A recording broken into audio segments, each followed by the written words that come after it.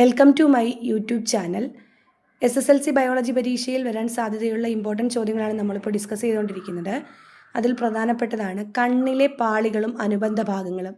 അപ്പോൾ ഇത് കൃത്യമായിട്ടൊന്ന് വരയ്ക്കാൻ പഠിക്കുക, കൃത്യമായിട്ട് അടയാളപ്പെടുത്താനും മനസ്സിലാക്കിയിരിക്കണം. കണ്ണിന് 3 പാളികളാണുള്ളത് നമുക്കറിയാം. ദൃഢപടലം സ്ക്ലീറ, രക്തപടലം കൊറോയിഡ്, ദൃഷ്ടിപടലം റെറ്റിന.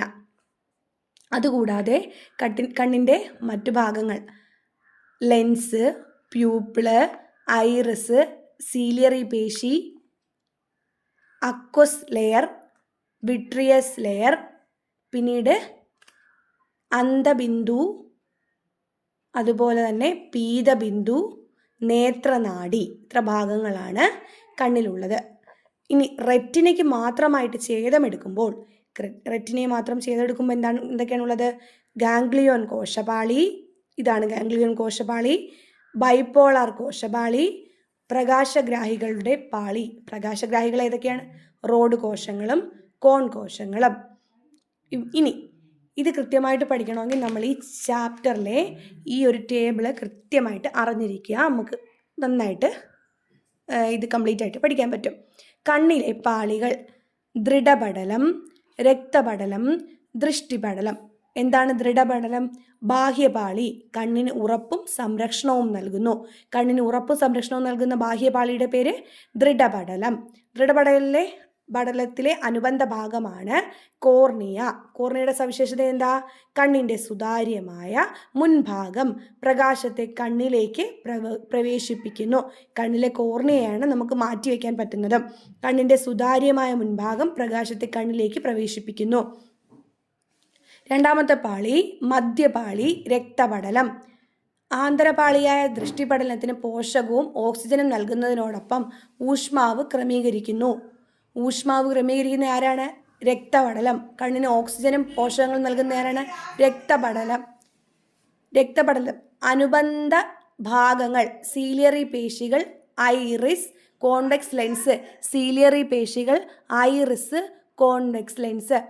സീലിയറി പേശികൾ ലെൻസിൻ്റെ വക്രത വ്യത്യാസപ്പെടുത്തുന്നു. ലെൻസിൻ്റെ വക്രത വ്യത്യാസപ്പെടുന്ന ആരാണ്?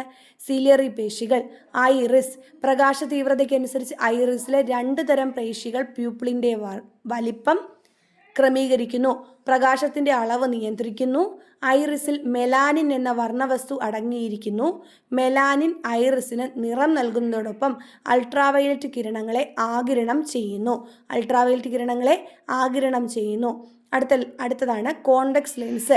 രക്തപടലത്തിൻ്റെ ഭാഗമായിട്ടുള്ള കോൺവെക്സ് ലെൻസ് വസ്തുവിൻ്റെ ചെറുതും യഥാർത്ഥവും തലകീഴായതുമായ പ്രതിബിംബത്തെ റെറ്റിനയിൽ രൂപപ്പെടുത്തുന്നു. വസ്തുവിൻ്റെ ചെറുതും യഥാർത്ഥവും തലകീഴായതുമായ പ്രതിബിംബത്തെ റെറ്റിനയിൽ രൂപപ്പെടുത്തുന്നു. അടുത്തത് ദൃഷ്ടിപടലം, റെറ്റിന. റെറ്റിന ആന്തരപാളിയാണ്. പ്രകാശഗ്രാഹി കോശങ്ങളെ വഹിക്കുന്നു. പ്രതിബിംബം രൂപപ്പെടുത്തുന്നു. പ്രകാശഗ്രാഹി കോശങ്ങളെ വഹിക്കുന്നു, പ്രതിബിംബം രൂപപ്പെടുത്തുന്നു. 3 പാളികളാണ് ഇതിനകത്തുള്ളത്. പ്രകാശഗ്രാഹികളുടെ പാളി, ബൈപോളാർ കോശപാളി, ഗാംഗ്ലിയോൺ കോശപാളി. പ്രകാശഗ്രാഹികളുടെ പാളി: പ്രകാശഗ്രാഹി കോശങ്ങളായ റോഡ് കോശങ്ങൾ വസ്തുക്കളെ ഇരുണ്ട വെളിച്ചത്തിലും കറുപ്പിലും വെളുപ്പിലും തിരിച്ചറിയുന്നു. കറുപ്പിലും വെളുപ്പിലും ആരാണ്? റോഡ് കോശങ്ങൾ. കോൺ കോശങ്ങൾ തീവ്രപ്രകാശത്തിലെ കാഴ്ചയും വർണ്ണക്കാഴ്ചയും നൽകുന്നു. ബൈപോളാർ കോശപാളി പ്രകാശഗ്രാഹികളിൽ നിന്ന് ഗാംഗ്ലിയോൺ കോശങ്ങളിലേക്ക് സന്ദേശങ്ങളെ കൈമാറുന്നു. ഗാംഗ്ലിയോൺ കോശപാളി നേത്രനാഡിയിലേക്ക് ബൈപോളാർ കോശപാളിയിൽ നിന്ന് സന്ദേശങ്ങളെ കൈമാറുന്നു. സന്ദേശങ്ങളെ കൈമാറുന്നത് ആരാണ്? ഗാംഗ്ലിയോൺ കോശപാളി. ഓക്കെ, കണ്ണിലെ പാളികളും സവിശേഷതയും ധർമ്മമൊക്കെ നമ്മൾ പഠിച്ചു. ഇത്ര കാര്യങ്ങളാണ് നിങ്ങൾ കണ്ണിൻ്റെ കാര്യത്തിൽ പ്രധാനമായിട്ടും ഓർത്തു വയ്ക്കേണ്ടത്. ഇനി കണ്ണിൻ്റെ അറകളെപ്പറ്റി നെക്സ്റ്റ് ക്ലാസ്സിൽ ഡിസ്കസ് ചെയ്യാം. താങ്ക്